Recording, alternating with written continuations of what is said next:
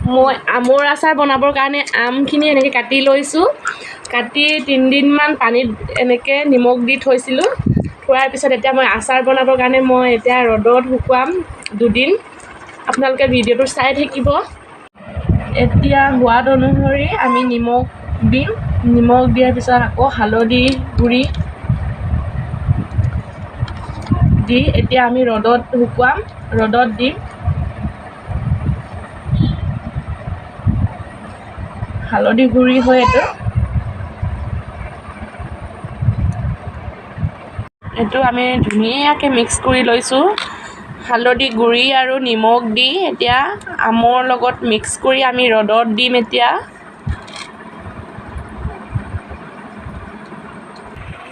শুকুৱাৰ পিছত আমি কিছু সামগ্ৰী ইয়াৰ লগতে মিক্স কৰি আচাৰ বনাম। আপোনালোকে ভিডিঅ'টো শেষলৈকে চাই থাকিব। আমখিনি ৰ'দত দিয়াৰ পিছত এনেকুৱা হৈছে দেখিবলৈ।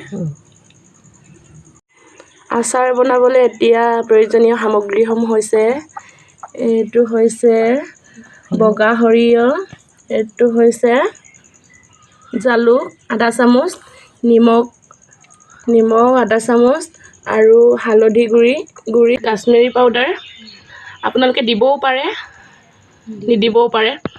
এইটো হৈছে জিৰা 1 চামুচ, এইটো হৈছে ৰেড চিলি 1 চামুচ। এইখিনি সামগ্ৰী এতিয়া মিক্স কৰি আমৰ লগত মিক্স কৰি ইয়াৰ লগত এতিয়া তেলখিনি মই গৰম কৰি লৈছোঁ আৰু ইয়াতে পাঁচফোৰণ অলপ গৰম কৰি দিছোঁ।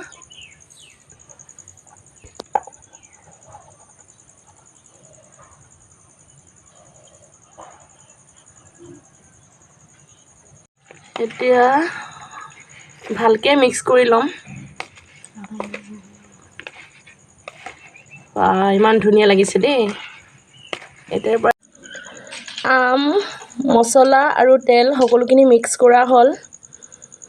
এতিয়া ভিডিঅ'টো চাই আপোনালোকে কেনেকুৱা পালে জনাব আৰু আপোনালোকেও বনাই খাই চাব আৰু মোৰ চেনেলটো লাইক, কমেণ্ট, শ্বেয়াৰ, ছাবস্ক্ৰাইব কৰি দিব।